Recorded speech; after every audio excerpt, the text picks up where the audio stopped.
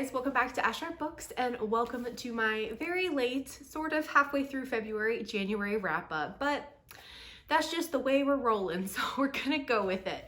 But these are gonna be all the books that I read during the month of January. So I'd say it was actually a pretty good reading month for me. I definitely leaned into just mood reading, what I've kind of felt like, and I think it did me good. And I read 8 books this month. I'm gonna change it up a little bit. So it's like a new year, kind of getting back in the swing of making some videos. So I think I'm gonna start, and I know a lot of other people do this, and I always really enjoy it when I watch their videos, but I think I'm gonna start with my least favorite book of the month and then work up to my favorite. There was only one book that was like a 3.5 stars. There was a couple that were 4 and then a couple that were 5 stars.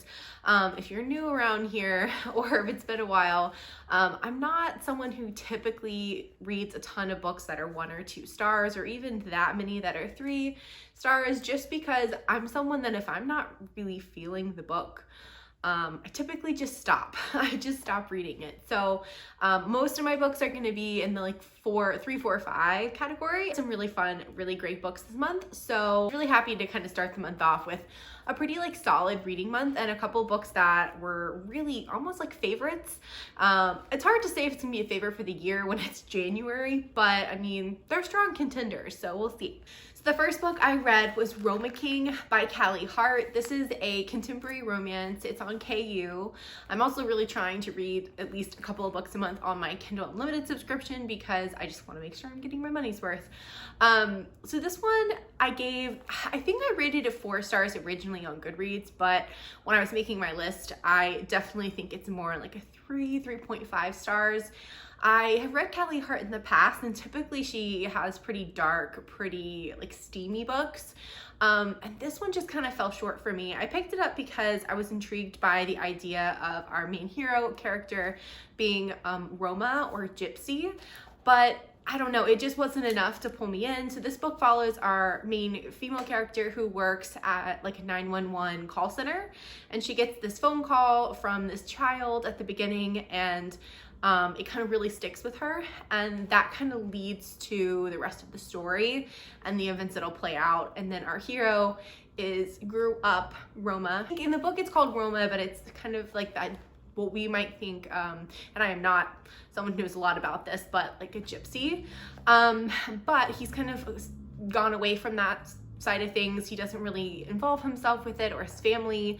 But it's about those two, and I felt like this had potential because you got that like star-crossed vibe from them. The two of them have been having like dreams about each other, and so there's a little bit of like a magical thing going on, or just a something else. But I just felt like the pacing was off on this. I felt like if you were gonna do the star-crossed thing, you needed to have it be a slower burn. And even when they were together, I didn't find it all that like chemistry building or like steamy, and I thought I kind of missed the mark. So anyways, the next book is Bound by Temptation by Cora Riley. So this is book 4 in the Bound by Blood, like Mafia series by Cora Riley. I read the first 3 books back last year in the summer and really enjoyed them. They're definitely not everyone's cup of tea, but if you're looking for kind of crazy sauce, like, I mean, obviously the families were in the mafia. It's a lot to take in, but I found them really addicting. So I read the first 3 last summer, really did enjoy them.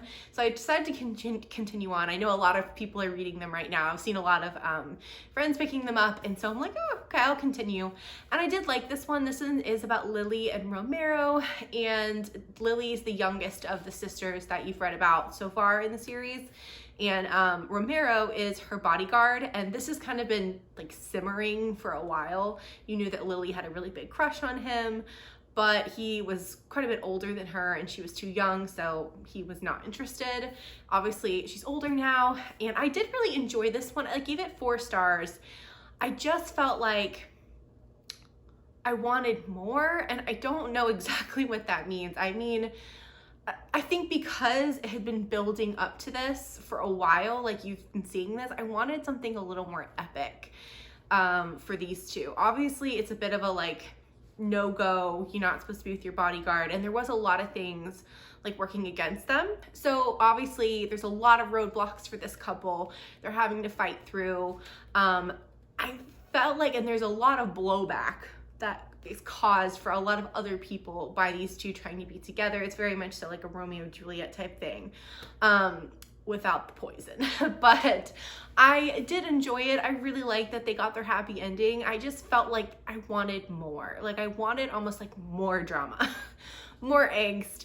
Like I wanted it to be more epic, and I felt like it wasn't exactly what I had envisioned when I thought this couple would get together. So it was still good. I do plan on maybe continuing with this series. I just feel like I can only read like 1 or 2 at a time for me, and then come back to it later. So I didn't read any more this month, but maybe next month. Okay, the next one is Her Wicked Marquess by Stacey Reed. This is a pretty new release. It came out in January. And I actually already read the first one in the series, but it's going to be higher up on my list. So that's why I'm going to talk about this one first, because this one I gave a 4-star to. It was a good book, and I really do like Stacey Reed's writing. So these 2 books were the first 2 I've ever read from her. And I did like this one. This is book 2 in the Sinful Wallflower series, and it follows Marianne and Nicholas. And Marianne is part of that series, so the club. So she's trying to kind of like forge her own way, and in this book her parents are trying to set her up with this not so nice guy, and he's quite a bit older than her, and she just does not want anything to do with it. At the beginning of the book there's Nicholas, who's known as like a ladies man. He's a duke, and I think he's a duke. Aren't they all dukes? But I'm pretty sure he is. And he's seen coming out of this person's bedroom, and she like lets everyone think that it's her bedroom to basically tarnish her reputation so that she can get out of marrying this dude. Or at least that's her plan. Well, Nicholas is kind of like intrigued actually, and not actually that mad that she made this up, and kind of seeks her out. And the 2 of them what I did really like is they formed a really cool like friendship. Like he genuinely liked being around her. He thought she was a really interesting person.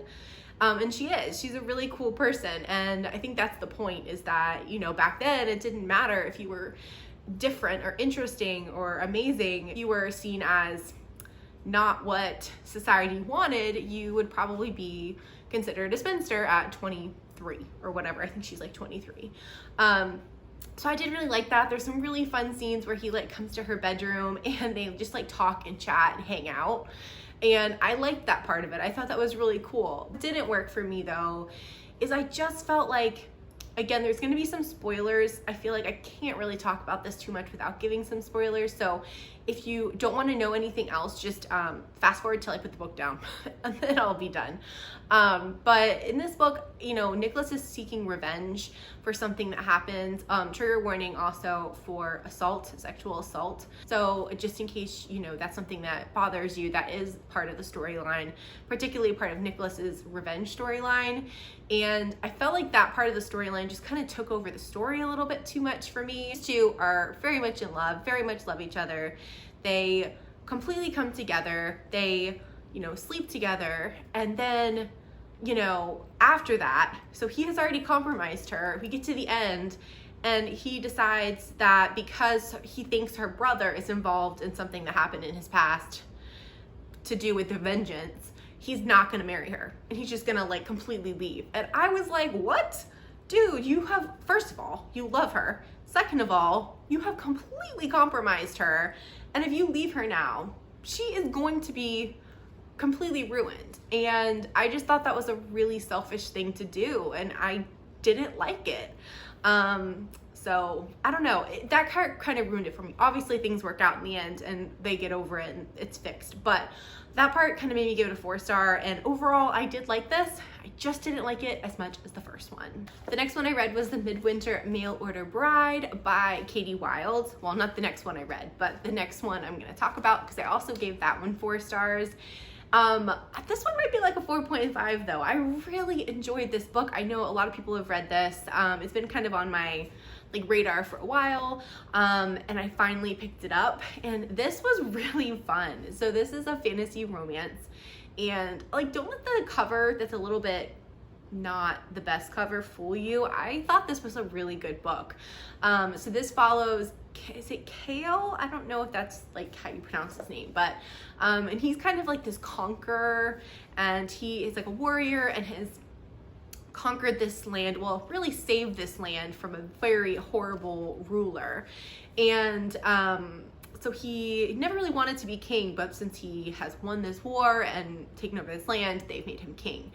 And he's kind of in need of a bride, or at least his the people who work with him, his like, I don't know, cabinet, want him to be married. And they're like, oh, you need a bride. And comes our heroine, who's a princess in kind of like a neighboring country, and she's also has magic. So in that part of the world, they have magic, and I thought that was really interesting, the way they worked the magic in, and the way that their magic worked. I thought was really cool. And she does not want to marry him, but she's going to, because her plan is she's going to marry him and then kill him. So I really liked this story. There's definitely some like forced proximity. The two of them have to travel for a while and they're stuck together. I thought the two of them were really interesting characters, and I'm pretty sure, if I'm remembering it, you get the book from both characters' perspectives, which always for me makes a big difference because you know what they're thinking. Obviously these two are completely fighting their like chemistry and wanting to be together, but obviously in the end perhaps they do come together. And I just thought it was really fun. If you want a fun fantasy romance, I highly recommend this one. Everyone's totally right, it's a really good book, and I think there's more in this series, so I'm definitely gonna look into them because it was a good time. And I'm not gonna spend a lot of time on this because we all know everything about this, but I did do a reread of Court of Mist and Fury by Sarah J. Maas along with everybody else, because of course the new book is coming out in a couple of days in February. So I hadn't read this in a couple of years, so I did this one, and I'm currently rereading Court of Wings and Ruin. Obviously 5 stars for me. I love this series. It's one of my favorite fantasy romance series. Reese is life, and I love this one so much. I'm not gonna say too much more because I think we all know, but if you haven't read this series, I would say give it a try. Start with book 1, obviously, but that's kind of all I have to say. I love it. It's awesome. I did love reading this book again and kind of getting to just be in the world with these characters, and it reminded me how much I really did love this world and how funny these characters are too. I love Sarah J. Maas's dialogue, so this was a whole lot of fun. So other than Akamath, which of course was a 5-star, but it was a reread, my first 5-star of the month was Managed by Kristen Callahan. So this is a book that is a traveling book with a couple of friends. I think Izzy, it started it if I'm remembering right, and it's been like traveling to a couple of different people who've read it and kind of annotated it, and then it was my turn, and it took me a little bit to get to it just with like the holidays and stuff, but I did read it in January and I really loved it. I was a little surprised, I'm not gonna lie, because I had read the first book in this series years ago called Idol, and I liked it, but it wasn't like amazing. So I thought this would be like a 4-star read for me, but I really, really enjoyed it. So this is about the manager of the band named, I think it's Gabriel. I am so bad with the character names, so that's why I usually just have to say hero and heroine. But he's the manager, and he's very kind of like buttoned up, very serious, very just straight and narrow, very organized. And then our heroine is kind of the complete opposite. And the first scene is them on a plane, and they don't know that they're gonna know each other. And I loved the beginning of this book because it sets up the dynamic between these two characters so well. And our heroine is the opposite of him. She is bubbly, she's funny, she's very like straight, like frank, like she's gonna tell you what she thinks. And I just loved her. She has really cool fashion. She's always changing the color of her hair. And the two of them, like on the outside, just maybe don't look like they would go together, but they just fit so well. It was one of those opposites attract for sure. And the two of them, our heroine ends up working with our hero, and It was so good. I loved this one. I do feel like you should go in kind of not knowing too much about it, because I really didn't know what it was about, other than obviously it was somehow related to the band since I'd read the first one. I just love the dialogue. It was so funny. Kristen Callahan really, it feels like you're there. Like, it feels like you're part of this world. And that's my favorite thing in contemporary romance, is when the author can write it in a way where you really feel like you're there, and it's like they're your friends too. And that's what I felt like in this book. So if you're looking for a contemporary, I highly recommend. And I'm not usually huge on rockstar books, but this one really worked for me and I really enjoyed it. Okay, so for the last two, it was really hard to decide which one was my favorite of the month because I gave them both 5 stars. But I think I'm gonna talk about this one next, which is the other Stacey Reid book, My Darling Duke, which I also read this month, and I gave this one 5 stars. I loved this book. I have been trying to find a historical that I was in love with for a while because, well, you guys know I love historicals, but it's been a while since I've read one that just really like knocked my socks off. I feel like I've read a lot of like 4 stars, and it's not bad, but I love this one. This one is book 1 in the Sinful Wallflower series. So you kind of get introduced to the group of girls or women who are just sick of society telling them what they need to be or what they should be, and they're like, we're gonna do some sinful stuff. We're gonna go out there and like shake things up and, you know, not let society dictate that. And I really, really like this. So it follows Catherine, or Kitty, who really is doing all of this for her family. She has decided she's gonna start this rumor that she is engaged to this Duke who is like a recluse. And so no one actually has seen him in a long time, but she's engaged to him. And it starts getting all over society, and she knows that this ruse is going to be up eventually, but she's just really hoping that she can get good matches for her sisters, and that just even being associated with him is going to help her family get some clout. She's really trying to take care of her mom and her sisters since her dad passed away. And she's a very selfless character. Like, she knows once this explodes and it becomes out the truth that she's going to be ruined, but she's hoping the rest of her family will be okay and will be better off for it. So the Duke that she is saying she's engaged to gets word of this, and he lives, I think it was in like Scotland, if I'm remembering right. It was a ways away. And he is a recluse. He hasn't been in society for a long time because he had an accident.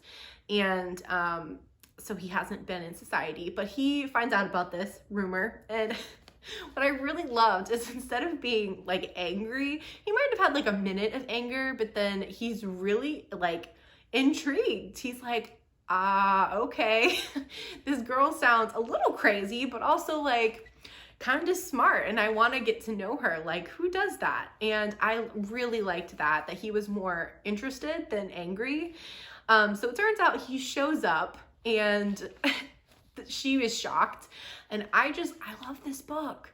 This involves, there's some forced proximity. They have to be like together at his house, and the two of them completely fall in love. And I just really like this. There's also really good disability representation that I don't think I've seen this particular kind in a historical romance before. This couple wasn't perfect. They definitely had flaws, but I just thought they were really good together. And yes, there was of course there's something that comes between them, but I thought the way it was done was smart, and I wasn't like yelling at the book, like, why did you do this? I kind of understood, and by the time I got to their epilogue, I was sobbing. I was just like, yes, these two belong together. So if you haven't picked this up, I highly recommend. I gave this one 5 stars. I am so excited to read some of Stacey Reid's backlist, because even though the second book in this one was just a 4-star for me, this one was so good, I'm willing to give anything a chance. So loved. And the last book I'm going to talk about, which I think is my favorite book of January, or maybe tied with the Stacey Reid book, is Serpent and Dove by Shelby, is it Mahurin? I know I'm butchering that. I'm very sorry, but we all know what book I'm talking about here. This is the YA fantasy. It has a pretty strong romance, so I'm gonna say it's like a YA fantasy romance. I Came out last year or a couple years ago. I hadn't read it. Don't know why. And I finally picked it up. I've been really craving some YA or just fantasy in general. I wanted kind of like an escape. And this one totally did it for me. So this is about a witch named Lou and a witch hunter named Reed. And this I really like because it was in a kind of historical setting in France. It was just really different. I don't think I've personally read anything like this before. I love the setting. I loved the kind of magical aspects to this book. So Lou is a witch and she's kind of been on the run. She has kind of a mysterious past that you are figuring out what's going on. Reed has grown up in this group of witch hunters and that's all he knows. There's also a lot to do with religion in this book. This is another one I feel like you do kind of just go in knowing that basic premise. You're going to be better off, but I will say there's also a couple of tropes in here that I'm just a complete sucker for. I mean, there's definitely like an opposites attract thing, obviously witch hunter. There's also a marriage of convenience, which is one of my all-time favorite tropes, and they did it really well.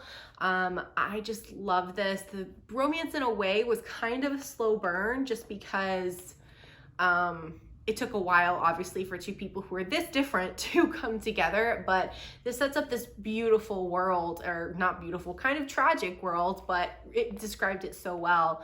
And I really like the magic in this. I thought it was just really well done, and I'm dying for book 2, but I'm gonna wait a couple months because I've heard you wanna wait on book 2 because there's perhaps a cliffhanger, and book 3 doesn't come out until August. So I love this. Definitely we'll continue on with the series, and I think it was my favorite book of the month. All right, so those are all the books I read in January. I feel like I have babbled on long enough, so I'm gonna wrap it up here, but let me know what your favorite book of January was. How was your first reading month of the year?